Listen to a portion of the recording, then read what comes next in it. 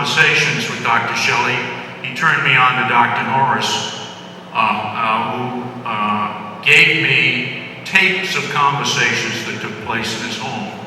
And if you want to hear something just terribly depressing, is to listen to those tapes of all of the leaders of the community conspiring in Dr. Norris's home to defeat the movement, to arrest Dr. Hailing, to imprison him, to arrest Dr. King, to prevent him from going to receive the Nobel Peace Prize, to impeach Judge Brian Simpson, who supported the efforts of the civil rights activists in St. Augustine.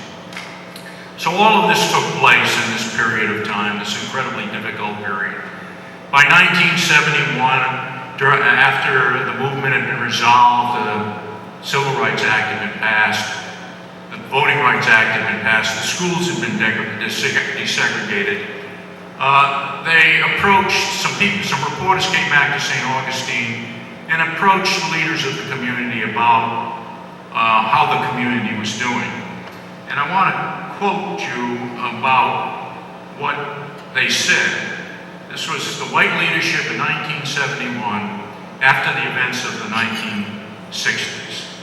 Their general response was they did not consider race relations or school desegregation among the major issues facing the community. Instead, they ranked a sightseeing franchise, a bridge project, zoning, tourism, bond issues, and industrial development as the critical issues. A.H. Tebow, publisher of the St. Augustine Record, said to quote, "Not too much else has happened around here. No real controversies." So what can we say in conclusion?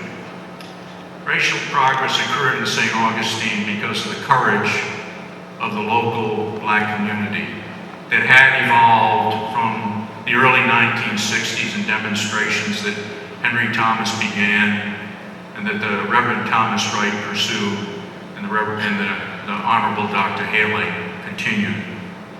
And it involved lots of people.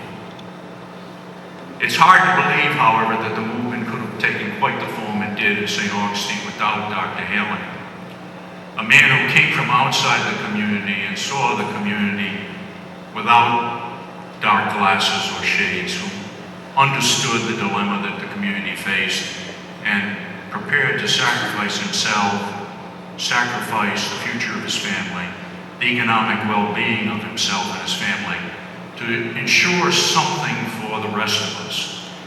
And as we pause about today, I think we have to think about the sacrifices people made. Dr. Hailing left St. Augustine. He left St. Augustine practically broke. He went to Fort Lauderdale.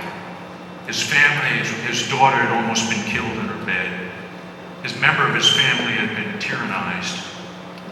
And yet he persisted. He didn't give up. He went.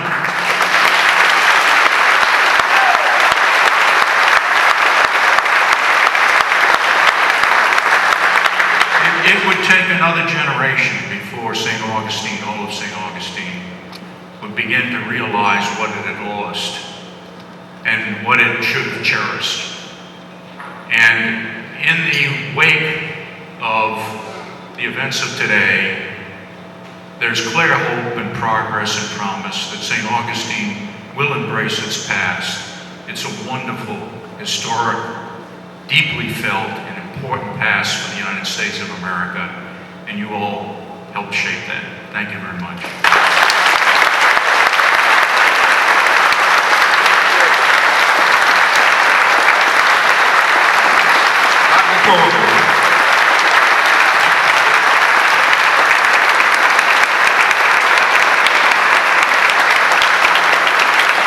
Duncan and Dave Nolan